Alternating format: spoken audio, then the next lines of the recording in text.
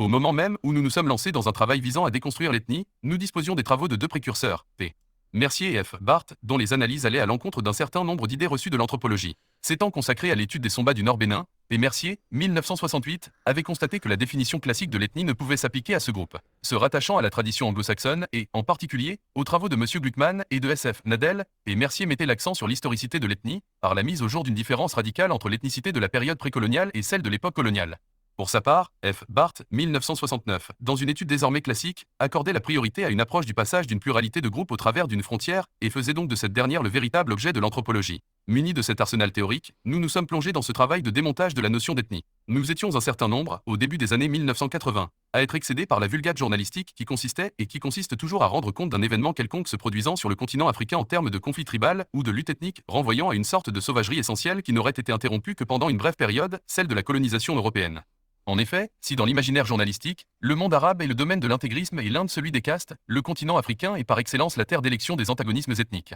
Que l'on songe, par exemple, au traitement médiatique et à l'utilisation politique des conflits qui se sont produits ou qui se produisent actuellement au Libéria, en Sierra Leone, au Rwanda, au Burundi et au Congo. Or pour nous, il ne s'agissait pas de montrer qu'il n'existait pas d'ethnie en Afrique, ce qui a pu nous être reproché, mais que les ethnies actuelles, les catégories dans lesquelles se pensent les acteurs sociaux étaient des catégories historiques. Pour se convaincre du bien fondé de cette démarche, il suffit de considérer ce qui s'est passé au Libéria il y a quelques années. Comme dans tant d'autres pays africains agités par des luttes tribales, la situation libérienne semblait aller à l'encontre de nos thèses. Dans ce pays en effet, le conflit entre le gouvernement de Samuel Doe d'un côté et les forces de Charles Taylor et de Prince Johnson de l'autre semblait se réduire à un affrontement entre les ethnies Kran et Mandingo d'une part et les autres ethnies du Libéria d'autre part. Or, comme certains journalistes, avant d'être submergés par la vague ethniciste, ont été contraints de le reconnaître, le terme mandingo ne renvoie pas à une ethnie particulière mais désigne l'ensemble des commerçants musulmans. Si l'on se réfère au champ sémantique des termes mandingo, mandingue ou malinqué, il est clair que l'acception du terme mandingo au Libéria n'est que l'un des sens possibles de cette catégorie, laquelle, de ce fait, possède une vertu performative. Il s'agissait donc pour nous de mettre au premier plan le constructivisme aux dépens du primordialisme. En montrant qu'on ne pouvait assigner un seul sens à un ethnonyme donné, nous mettions l'accent sur la relativité des appartenances ethniques sans pour autant dénier aux individus le droit de revendiquer l'identité de leur choix. C'est le résultat de ce long travail collectif, commencé au début des années 80 et publié en 1985, qui est réédité aujourd'hui. Au cœur de l'ethnie a connu d'emblée un certain retentissement et a fait l'objet de discussions d'autant plus passionnées qu'il était mal compris. Publié juste après l'essoufflement des mouvements régionalistes des années 1970, il heurtait de front quelques-unes des évidences du pré-accent grave pensée de l'époque, celles qui s'exprimaient notamment dans la mouvance écolo-gauchiste. Mais il sapait également les fondements d'une anthropologie qui risquait d'être privée de son cadre d'analyse privilégié, l'ethnie. Si l'ethnie n'existe pas, disaient implicitement les anthropologues, que nous reste-t-il à étudier ? Si nous n'avons plus de sujets historiques, estimés d'autres par les historiens, comment allons-nous narrer les grands récits de l'histoire du continent africain ? Or, il ne s'agissait pas tant pour nous de faire disparaître l'objet anthropologique ou historien que de modifier son éclairage. Il semblait évident aux contributeurs de ce volume que l'anthropologie française de l'après-guerre, en raison de la domination du structuralisme, avait accordé au nom du groupe étudié, à l'ethnonyme, le statut de référence stable alors que la sociolinguistique et la pragmatique, dont l'essor s'exerçait aux dépens de la linguistique structurale, mettaient au premier plan la labilité socio-historique de ce même référent. La focalisation sur les chaînes de société, l'économie monde, africaine précoloniale et les espaces coloniaux, l'importance accordée à la distinction entre sociétés englobantes et sociétés englobées, ainsi que la mise en évidence du caractère performatif des ethnonymes, esquissaient les contours d'une anthropologie différente de celle qui tenait les devants de la scène en France.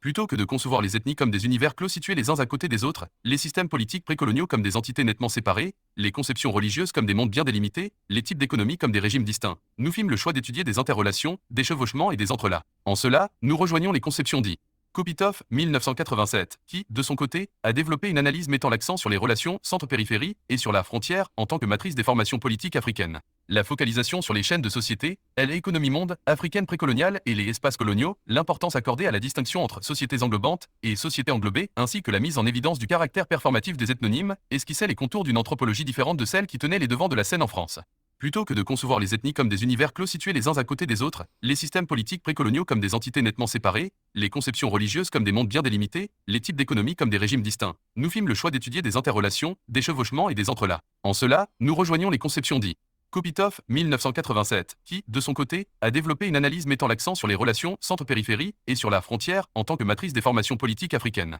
L'ethnie, une invention coloniale. À cette problématique constructiviste de l'ethnie est liée la question de la réappropriation.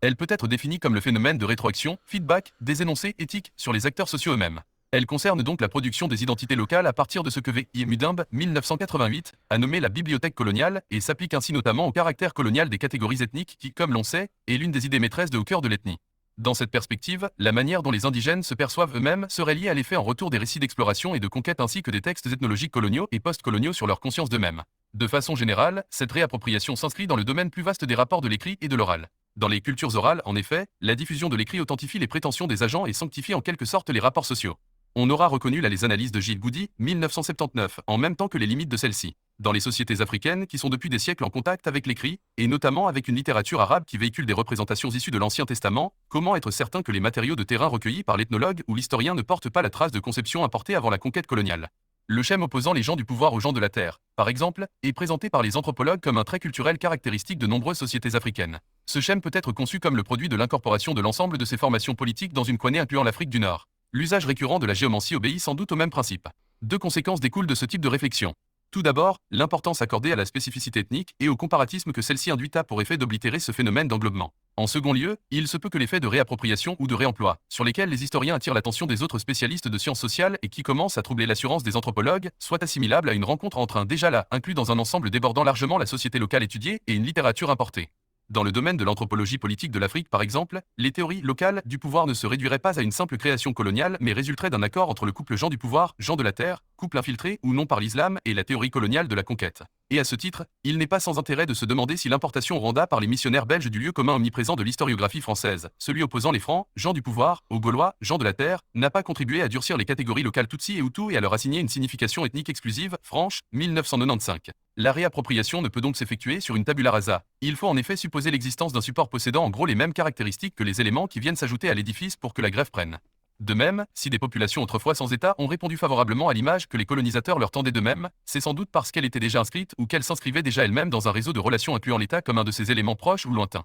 En Afrique en effet, et ceci bien avant la colonisation, l'État ainsi que les réseaux marchands qui lui sont liés, en tant que source majeure d'enregistrement ethnique, impriment leur marque non seulement à l'espace qu'ils contrôlent directement mais aussi à leur marge et même au-delà de celle-ci. Plus qu'au tout colonial, c'est donc à un souci de réhistoricisation, de repolitisation et de réislamisation des sociétés africaines que répondait au cœur de l'ethnie, et, à ce titre, c'était moins l'ethnologie des administrateurs coloniaux qui était visée, même si cette dernière n'a pas peu contribué à transformer les catégories sociales africaines en catégories ethniques, que l'anthropologie universitaire de la période coloniale tant française qu'anglaise. Ce sont bien en effet les représentants de l'école fonctionnaliste anglaise et de l'école de Griol qui ont figé les sociétés africaines dans une mono-appartenance ethnique en les dissoignant des réseaux englobants à l'intérieur desquels celles-ci s'inscrivaient à l'époque précoloniale et dans lesquels elles se réinscrivent actuellement. Il est frappant, à cet égard, de constater que l'Afrique, en particulier l'Afrique centrale, est, à l'heure actuelle, en train d'échapper définitivement à l'emprise des dynamiques issues de la colonisation et aux menées des puissances extérieures, en particulier des anciens colonisateurs, pour se réinsérer dans un jeu complexe de relations et de puissances locales. D'un côté, l'Afrique renoue avec la problématique de la frontière et des relations entre centre et périphérie qui la caractérisait avant la conquête coloniale.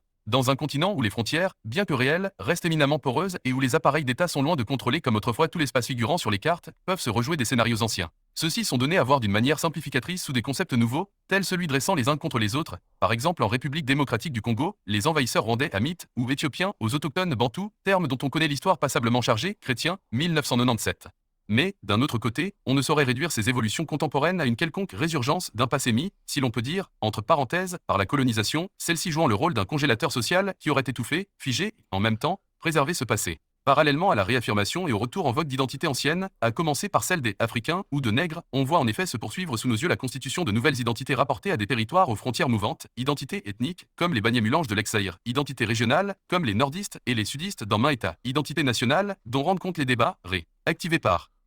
les consultations électorales démocratiques et l'enregistrement des citoyens sur la nationalité, les allochtones et les autochtones d'Ozon, 1997. La reconstruction de l'africanisme à une phase salutaire de déconstruction ou de démontage de la notion d'ethnie doit donc succéder une phase de reconstruction d'une science sociale africaniste soucieuse de procéder à un examen circonstancié de la question de l'ethnicité dans les sociétés africaines et, de façon générale, dans l'ensemble des sociétés qui sont du ressort de l'anthropologie. Désormais, il n'est plus question d'utiliser un quelconque ethnonyme sans définir au préalable son contexte d'emploi, de sorte que l'on assiste à la substitution d'une pragmatique des sociétés à un essentialisme ethnologique. Ce faisant, les sociétés africaines se joignent au concert des autres sociétés, et notamment de celles qui redéfinissent en permanence les conditions du débat qu'elles entretiennent avec elles-mêmes et avec l'extérieur. L'ethnologie africaniste se fond ainsi dans une anthropologie du débat social qui concerne l'ensemble de l'humanité. Depuis la parution de Au cœur de l'ethnie, et indépendamment de nos propres travaux, Ancel, 1987, 1990, 1993, 1996 et Mbokolo, 1993, 1995, plusieurs études sont ainsi venues enrichir la problématique des constructions identitaires en Afrique. Parmi celles-ci mentionnons tout particulièrement le recueil de textes publiés par M.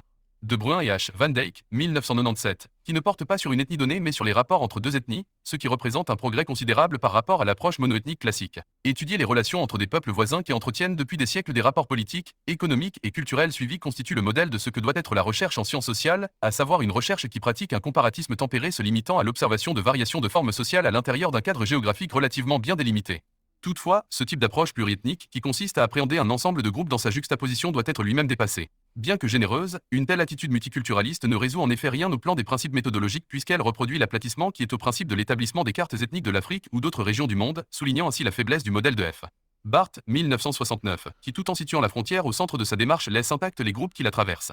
C'est en postulant une véritable créolité de chaque groupe ethnique ou linguistique, Ancel, 1990, Nicolaï, 1998, c'est-à-dire en posant que l'identité sociale et individuelle se définit autant par le repli sur soi que par l'ouverture à l'autre, en un mot que l'identité est à la fois singulière et plurielle, que l'on peut tout à la fois parvenir à respecter les différences culturelles et à les fondre dans une humanité commune. Les ethnonymes sont en effet des labels, des bannières, des emblèmes onomastiques qui sont déjà là et que les acteurs sociaux s'approprient en fonction des conjonctures politiques qui s'offrent à eux. Le côté caméléon de l'identité n'est certes pas extensible à l'infini, de même que la plasticité des statuts sociaux n'est pas absolue. Mais il reste, les études sur l'ethnie et plus encore sur les groupes statutaires, castes, l'ont montré, que les possibilités de jeu de la structure sont beaucoup plus grandes qu'il n'y paraît. Les acteurs sociaux africains ne sont pas figés dans leur statut et, de la même façon qu'on a pu montrer que les identités ethniques étaient flexibles, on a pu mettre en évidence que la tripartition homme libre et esclave, gens de caste était une construction coloniale, Conrad et Frank, 1995. C'est donc à une redéfinition totale des outils d'investigation des sociétés africaines que nous convie ce nouveau type de recherche, étant entendu que ce bouleversement épistémologique ne peut pas ne pas avoir d'effet sur la façon dont nous abordons notre propre société.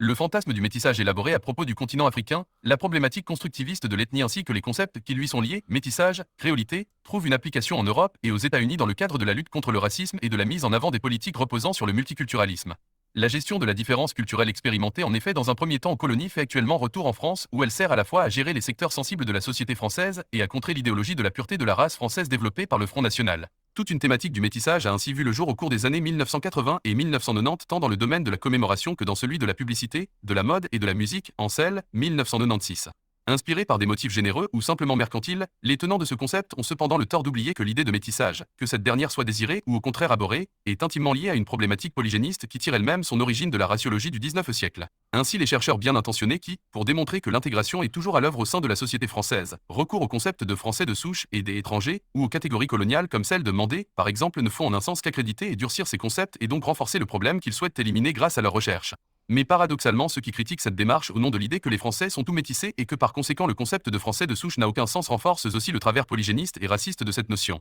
Le concept de métissage, de même que celui, voisin, de créolité, repose en effet sur l'idée erronée du mélange des sangs ou du croisement, idée chère à la zootechnie, conception elle-même infirmée par les découvertes de la génétique mendélienne. Ce n'est qu'en voyant dans le métissage une métaphore libre de toute problématique de la pureté originaire et du mélange des sangs et donc un axiome renvoyant à l'infini l'idée d'une indistinction première que l'on peut, à la rigueur, conserver ce terme. L'éventuelle introduction en France des critères ethniques dans les recensements, à l'image de ce qui se pratique déjà aux États-Unis, devrait permettre, selon ses partisans, de resserrer les mailles du filet destiné à cerner et à traiter les poches de pauvreté et de handicap. Quoi que l'on puisse penser de son efficacité, ce nouveau dispositif s'inscrit dans le cadre de l'extension du domaine des biopouvoirs, mis en place au XIXe siècle dans le domaine de la démographie et de l'épidémiologie, Foucault, 1997. S'il était mis en application, il ferait de la France, à l'instar des États-Unis, une nation en un sens beaucoup plus ethnique que les pays africains censés servir de repoussoir à la bonne conscience occidentale. Par un étrange retournement de situation, l'expansion coloniale qui s'est faite au nom de la mission civilisatrice de la France, mais qui a en fait largement reposé sur la gestion de la différence culturelle, ferait actuellement retour sur sa terre d'origine pour mettre en place un mode d'administration des populations fort éloigné du modèle théorique dressant le citoyen seul face à l'État.